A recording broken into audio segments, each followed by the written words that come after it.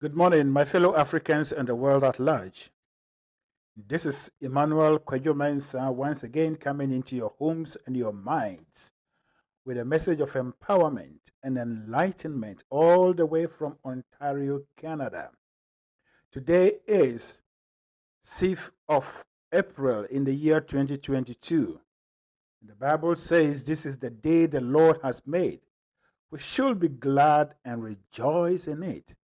And for that matter, I take this opportunity to invite the whole world, any man or woman listening to my voice, to join me to give thanks to God and to rejoice in the gift of life that has been granted unto us by our Maker. Life is beautiful. Life is joyous. Life is a wonderful thing to behold and to rejoice in because we did not buy it. We didn't beg for it. It was given to us for free by our Maker. Today, I am going to speak to you on the topic I introduced in my last or my previous episode, and that is you cannot build a new life on an old self image or blueprint. A self image is a very important concept. It's a very important truth that we need to be very awakened to. And when we begin to walk in this direction with the knowledge and understanding of how we create our own reality, our personalities, we'll be able to take the practical steps to correct whatever thing that is not going on in our lives. So, in the previous episode, I spoke on the individual level. I didn't actually mention Africa, I didn't mention the black people. But today, I am going to speak from the collective point of view, or collective point of view, and that is looking at all of us as a collection of people called Africans, the black people. How was our personality formed? Our collective subconscious mind. What is the picture that we hold about ourselves there that we build our lives on? Now, before we go on, I want to bring in this analogy or example that was shared with me by one of my colleagues, Egil Ahmed Agbovi. I was having a conversation with my good friend, and it came out, and he made this statement that you cannot take a sketch or a plan of a Ghana map and begin to trace it with the mind that you're going to reproduce Nigerian map or Uganda map or Tanzania map or Sierra Leone map or the map of UK. It doesn't work like that.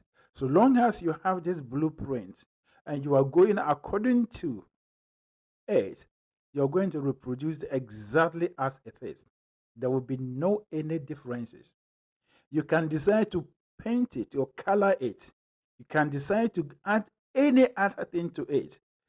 The fact still remains that it is a Ghana map because it came out of a plan that was translated onto that paper as Ghana map. And that is our life. So if you come back to us as a race, beginning from our forefathers were doing their own thing with a complete set of life, a way of life.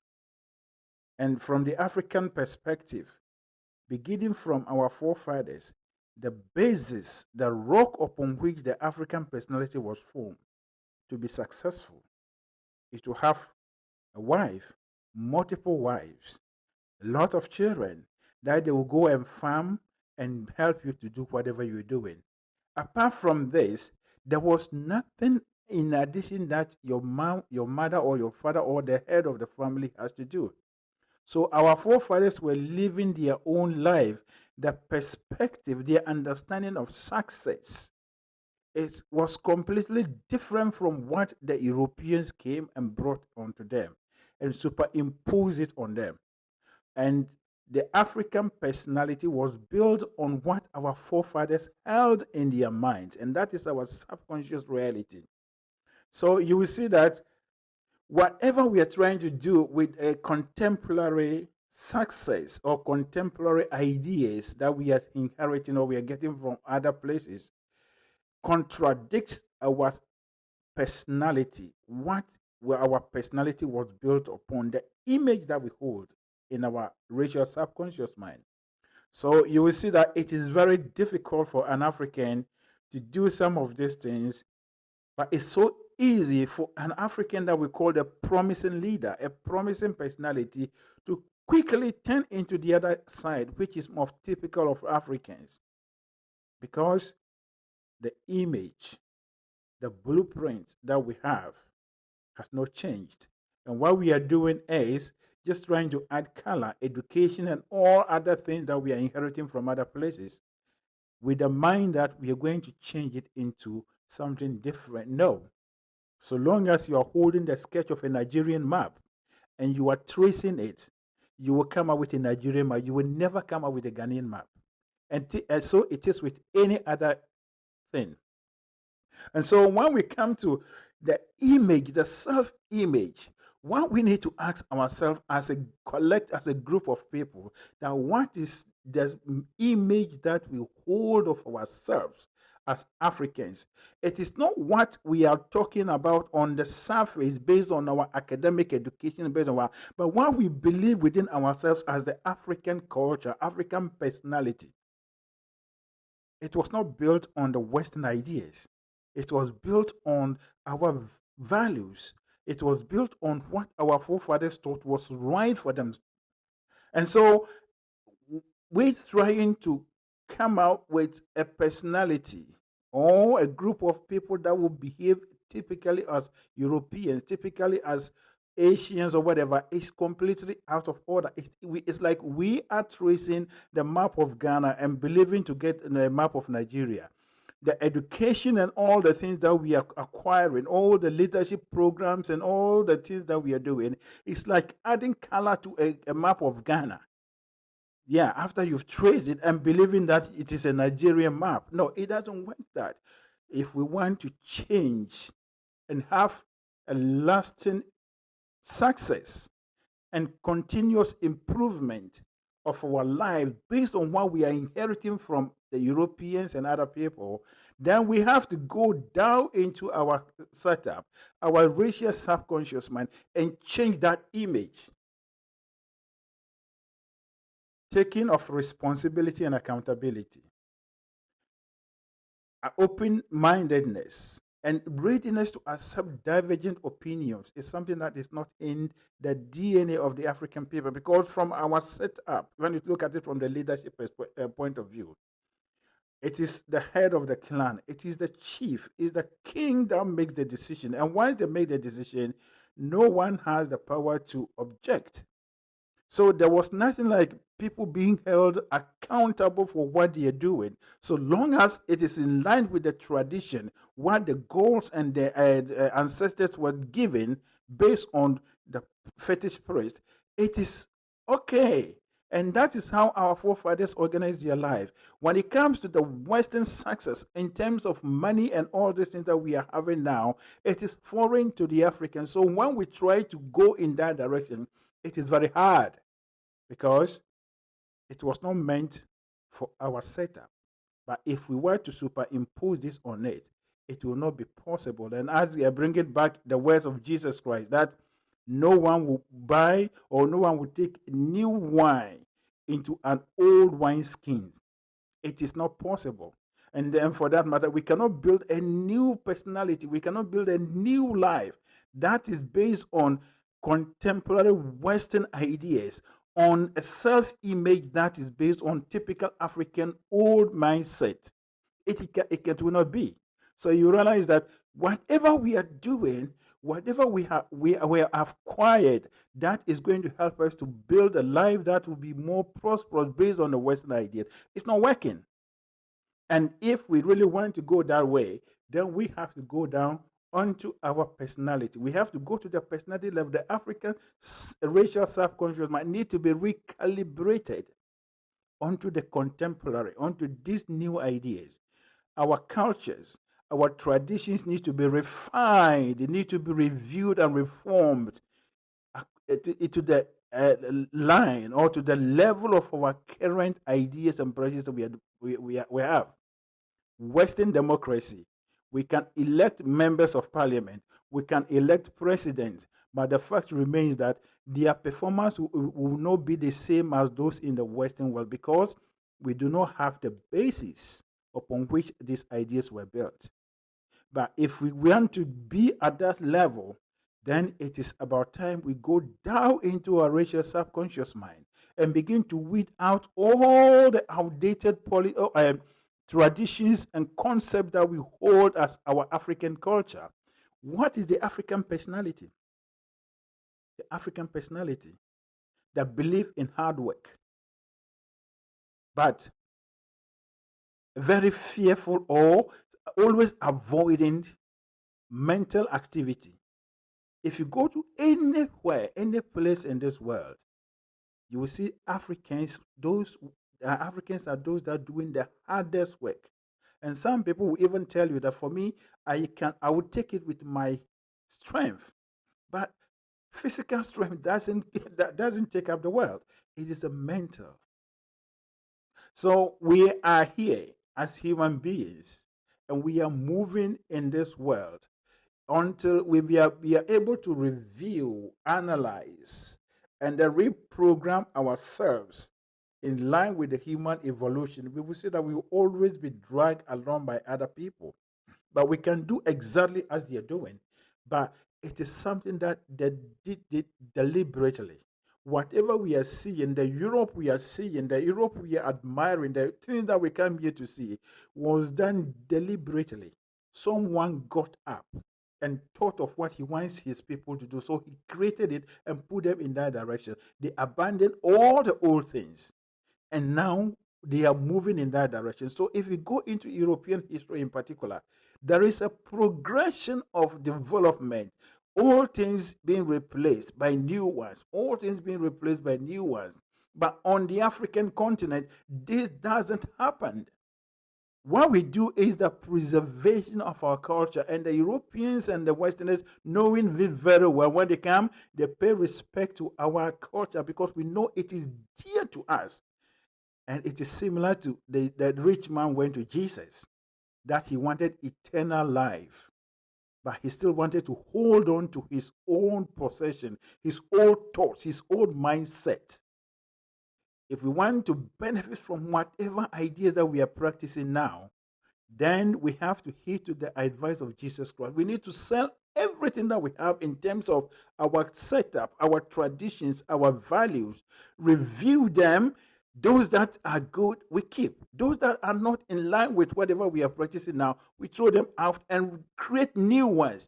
We don't even have to copy what the Westerners are giving us, but we can blend our ways and ideas and come up with a hybrid of the African. And that's what we can call the African made, the African perspective. But the African is still dead to this. I am a product of the University of Ghana. And I read at the University of Ghana, the requirement is in my days, I don't know whether it's still existing, for you to call it, for you to be able to graduate, you need to take a course called African Studies in your final year and pass. If you don't pass the African Studies, you cannot graduate. And it will surprise you. And that time, some of us, particularly me, I never liked the African Studies because what we were doing there was a waste of time. And the course I took was dance. So we were learning African dance. Some of the dance routines, a man and a woman, the man following the woman, and then you hit the woman bottom. It's so, look, you ask yourself, so what has this got to do in my life? I am going out as a graduate to face the world. What has this got to do? That has to be a requirement. But African studies should have been what I am talking about, but not about learning dance routines, not about learning how to dress and all those things. African studies should be what I am talking about. Analyzing our own cultures, analyzing our own setup. Which ones can we improve upon? Which ones that are we supposed to do away with and bring new ones? And so the African Studies, Department of African Studies should have been the hope of the African steady life, where we create new ideas, where we create new perspective and bringing it into our lives and mold and shape it so that the African is moving in the direction that everyone is going. But we are preoccupied in preserving the old one. So that is the picture that we hold. We are preserving our culture. We think our culture is attack. Our culture is not attack. It's not under attack. But it's just that it is outmoded and we need to refine it. We need to redefine it. But because we are not ready to change our mental blueprint, we are not ready to change the image that we hold of ourselves as Africans. We are stuck on the one that was given to us by our forefathers. And this is the time to change it. You cannot build a new life on an old blueprint. Never. It cannot be. The African communities, the African society, the African personality has never seen any deliberate review, deliberate reform from the Africans. Even if there has been any changes in our setup, it came from foreigners. And this is the time we need to be conscious of it, that whatever we are practicing now was superimposed upon a structure that was not made for that. It is not too late. We can be conscious of it. Now we are now be awakened to this. We need to go back and go to the drawing board, review every aspect of our lives, every kind of traditions and practices. Those were created by our forefathers. With respect or respectfully, they have left this earth plane. And we are now, this is the 21st century where men and women are going to space and coming back within hours. This is the 21st century where I can travel from Canada to Ghana to Nigeria in a couple of hours. I can try. I am communicating to the whole world in my own room, and we cannot keep on holding on to this outdated old mindset, old practices. We need to review them, but this can only be done by us as Africans. So the mental blueprint, the image that we are holding dear to ourselves as Africans, where when someone speaks about it, we get so infuriated, we get so offended, is what we need to look at. The very fact that we are not comfortable at discussing some of these things openly amongst ourselves is the fact, or is the evidence that we are holding these things as our pride possessions, and we are like that rich man who went to Jesus looking for eternal life, but still want to live in his old and negative mindset. It doesn't work like that. The young and the new Africans, we need a new perspective, and it is about time we rise up to build a new blueprint. We can recreate our lives, and as I've been references the words of William James, the father of American psychology. He said, the greatest discovery in our days is that a human being can alter his life by changing his mental attitude. And the mental attitude is based on the picture upon which our personality was built. The African personality was built on where one person becomes the leader and all other people are serving him or her. So everything comes to him. He occupies it and he takes everything. It's like his property. Now, we need to open up, give our children the freedom to explore, to do things as independent and free beings, that they are not restricted. They shouldn't be afraid of anything. How can a group of people go forward? When you do something, you have to do it in secret because you are afraid that you'll be attacked spiritually. Even right now, if you go to our parliaments, if you go to the seats of our government, you have people practicing juju and all those things with a mind that they are being attacked by people. These are minds that are in bondage, minds that are fearful of outer things that don't have power on them. So this is the African personality. We need to go do away from all this kind of juju, evil forces, and all these things, and bring our minds home and begin to think and believe that even there is nothing that is going to affect us. We have the power, we have the ability, and that is the essence of our life here, to analyze, to mold and reshape our life, to continually reviewing, renewing our minds, our lives by the renewing of our minds. That is the only reasons why we are here, to move ourselves from a lower level to the higher level, whether you like it or not. Our current generation is higher than our forefathers in terms of evolution. Our children's children will be higher than us in terms of evolution. That is the order. And since we are moving upwards and upwards and upwards, our values, our traditions, everything has to move in line with the human evolution. So this is the time, the mental blueprint. What is the mental blueprint of the African people? Is it something that is based on fear, worry, the belief in outer things, or the belief in ourselves? That is the crux of the matter. It is time for us to move away from the belief and the fear of outer things and look at the center of us as the source of our power, the source of our strength, the source of everything that we are doing. And when we come consciously to ourselves and believe that we have the power to alter our lives, we have the power and ability to do whatever any man or woman is doing, free of any intimidation, free of any kind of evil thing that we have put on ourselves. The African young men and women will rise up.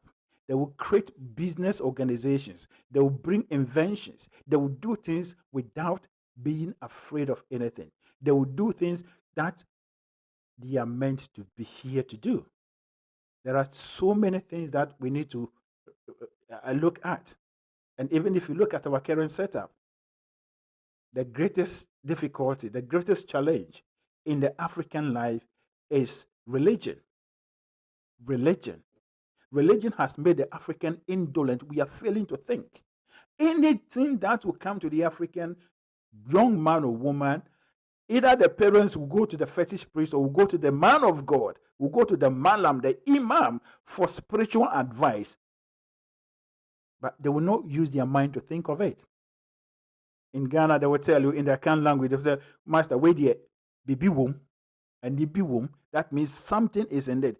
That mentality is still upon the African. And this mentality and democracy does not go in hand. This mentality and university education does not go hand in hand. This mentality and job creation, employment creation does not go hand in hand until we tear it down and become free, independent minds that has the ability to get up and say, I am a free man. I am a free woman. I have the right and the ability and the power to do whatever I want to do.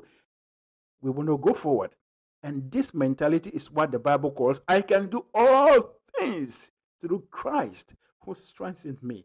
Christ lies within you, and that is your subconscious mind. Supply your subconscious mind with the right mental attitude, with the right thoughts, with the right emotions, and you will do whatever you want to do.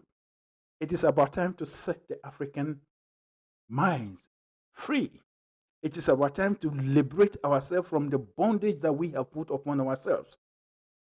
Instead of teaching our graduates, undergrads in the universities, how to learn dance routines as a requirement for graduation, we should teach them how to use their mind. African philosophy. African philosophy shouldn't be folklore. African philosophy shouldn't be, tales and all this. It should be critical thinking, proper analysis, and diving into our own lives and coming with new ideas, revolutionary ideas that are moving us forward. That is what is done everywhere. It is only in Africa that when you come, all these things about reading and reading history and stories about what has happened in the olden days. That is not the way to go. And as the Bible says, there is a way that seems right in the eyes of man, but in the end, it is a road that leads to death. We will be doing all these things that we are preserving our culture, but it is the same thing that is blocking our development. The African mind, the African has to be set free from his own bondage. And as Marcus Garvey said, emancipate yourself from mental slavery. No one No one can do this for you. No one can do this for me. No one can do this for all of us until we become conscious of the truth that the human being is the center of his own life. We are made in the image and the likeness of God. We have the power and the ability to change our lives based on what we emotionalize, based on what we think. And so our mental blueprint has to change. Whatever we are doing now, education, and all those things that we are doing is just dressing the old blueprint. Nothing has changed.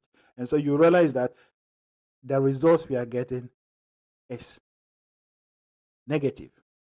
We are not achieving, we are not moving forward.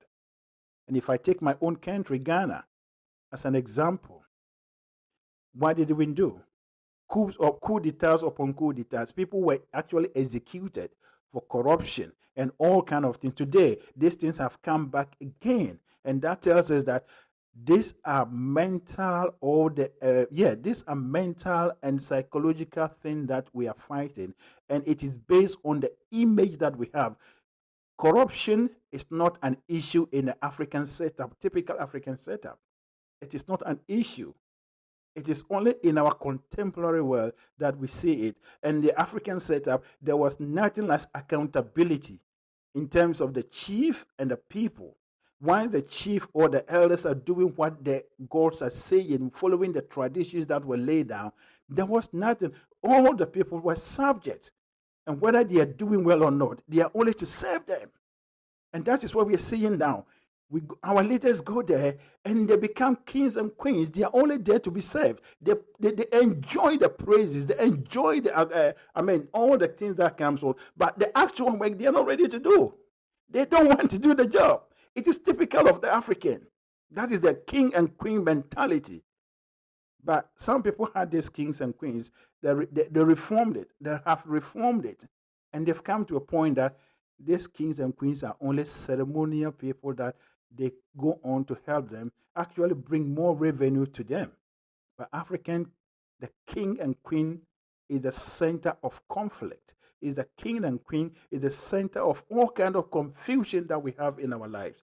It is about time we review, we go back to our setup. Everything in the African life has to be analyzed with the human mind, but not based on what the gods and the traditions are saying. And we have to, if we want to be a force to be reckoned with. We are moving in an upward way, but all of us have to, move ourselves forward. We are paddling. We are in a race. It doesn't matter what other people are doing. It is your responsibility. It is my responsibility to concentrate on what we are doing in line with universal laws and principles, and the knowledge and understanding that the human being has the power to mold, to remold, and shape and reshape his life and destiny. Life is not already made. The human being is not already made, but we self-make ourselves, as given by James Allen. And if we are self-making ourselves, whatever we're having now is a self-made or it's a self-creation.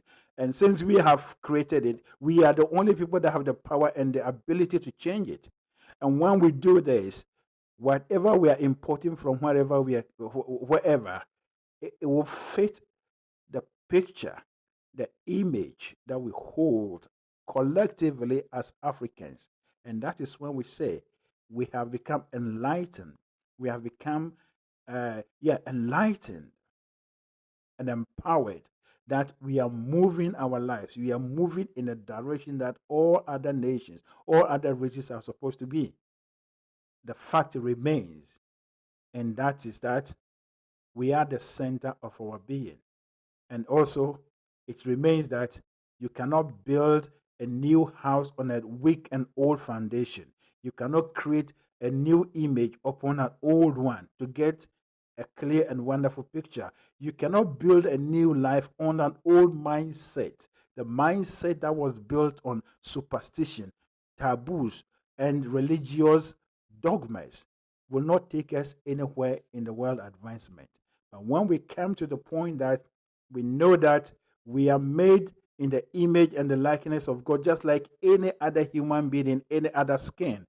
And therefore, we have the power and ability to take ourselves from wherever we are to wherever we want to be. That is when we have actually assert, or we have taken control of our lives and moving ourselves forward. And that is when the African can declare freedom at last, freedom at last, freedom at last. So this is my message for you, my fellow Africans, men and women. Let us rise up and let us begin to analyze, to weed out all this kind of outdated things that we are preoccupied with, and busy our minds with how to create a new life, a beautiful and a wonderful life that our children will be proud to inherit and say, this is what our forefathers have done for us, and we are proud of them. Yes, that is when we say Africa has arrived on the world stage. Until then, we are still a backward and underdeveloped continent that we are not able to deal with our own issues. We are not able to solve our own problems except we run to people for help. And that must stop. Man must end. So, as I bring my message to an end, I once again say, may the overshadowing presence of God that keeps the stars from falling on us since day one, and that keeps the planets in their orbits without clashing with each other since day one till today, keep you, lead you, direct you, and give you a receptive heart and open mind to receive this message and begin to take your rightful steps towards what is being given. We are moving forward and we are not going backwards. May the overshadowing presence of God be with you. Once again, my name is Emmanuel Mensah. I am a co-founder of the Eagle Mentality Group. Eagle Mentality Group is dedicated to the teaching and the propagation of the message and the knowledge about the power of the subconscious mind, the indwelling power that God has given to every human being. But our focus is on our fellow Africans because we are always behind in all things. And the dream and determination is to raise the fellow Africans that think and do things in a different way or in a certain way that is in accordance or in alignment with the universal laws and principles, and to create an Africa that we have every type of human being living amongst us. Diversity. Oh, that is the beauty and the demonstration of God's presence amongst human beings. We have the Europeans, we have the Asians, we have all types of people, groups of people living in African cities, African towns, African nations, side by side, and enjoying the creativity and the handiwork of the African minds and all other people together. And that is why we say Africa has arrived, and Africa is now an enlightened continent. Thank you, and God bless you.